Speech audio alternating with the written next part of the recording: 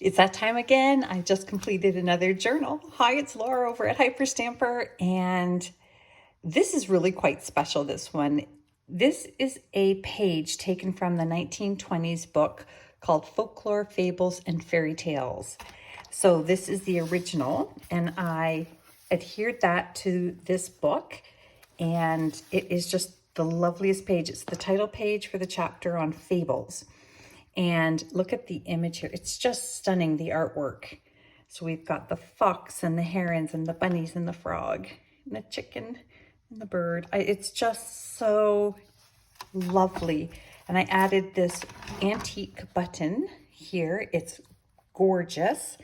And some black chain and vintage crochet and just some modern trim to tie in this beautiful neutral black theme I have going on here. And just a little tie. Let's take a look inside. The very first page here, I put in another page from the book, Folklore, Fables, and Fairy Tales, and that's the Owl in the Woods. And just some hand tea-dyed pages there, and everything else is authentic, antique, and vintage ephemera. We've got an antique book called Dog Stories, Collected Dog Stories, and this is from the early 1900s here. Look at this beautiful photograph, which is excellent for early 1900s, and this is from the Irish poetry book called Emerald Isle, and that's called The Jaunting Car. And that is lovely. And just a vintage banking receipt. You remember the old Visa receipts? That one was hand done. And then we have an American Garden page here from the 50s. And here's another page. And I thought this deserved to live with this journal because it's got the fox from this fable, The Fox and the Raven. Isn't that lovely? And then on the back, just a beautiful 100-year-old page. Just some lots of little details that you'll find when you open this journal if it becomes yours. A little scrapbook piece there from the 20s, brittle but fun. You can put more things in those pockets and tucks. Just interior spine here, a 1929 ledger page with the old pen and inkwell and hand stamped numbers in the corner. Some vintage stamps. And more botanical pages here. Look at this wonderful image from the Dog Stories book. And I just put some lace in here just to be pretty. You can tape it down and make a pocket of it if you like. This is a vintage bird book here. So there's some glossy images there, but they are vintage. And a 1920s music sheet, a 1950s bingo card. And that is a pocket that I made that I taped or glued, onto this Renaissance book from the University of Knowledge from 1937, and another 1920s blank ledger page for more journaling. And you know, I do like to make lots of little pockets in hidden places. So when you go through it, you'll notice more details than I'm even telling you about here.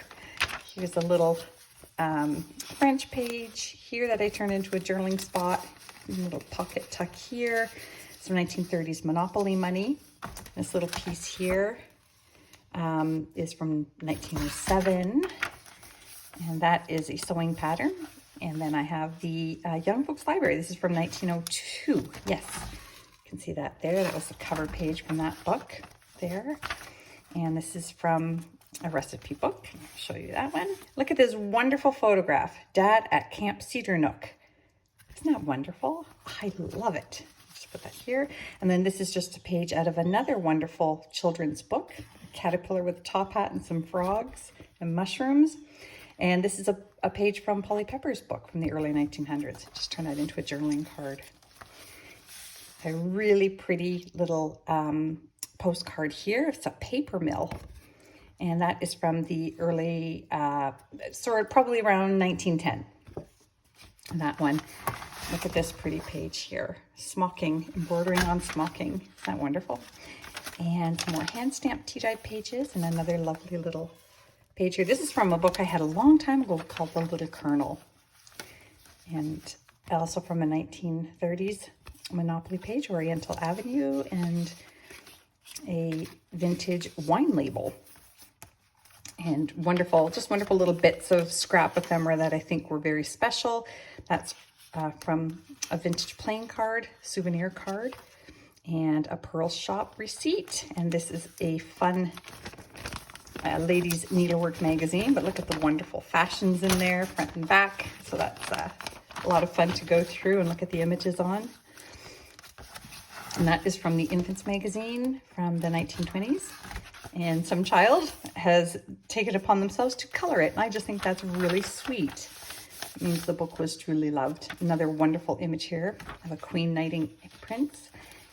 An image of William Shakespeare from the Junior History of England. Another French page here that has been made into a journaling spot. Look at this great page title, The Smitten One. I think that's funny. And then this is another little wildflower page from the Wildflower English book. This is from a different book, but it's also on fables, so I put that in there too. And it's The Fox and the Grapes. So we kind of got a fox theme going here. And that brings us to the back. I just put another full page of Polly Pepper's book on there for extra color and journaling spots. So I love this book. I hope you do too. It's going on Etsy. You saw it here first. So please visit hyperstamper.etsy.com and check out all my journals. Bye for now.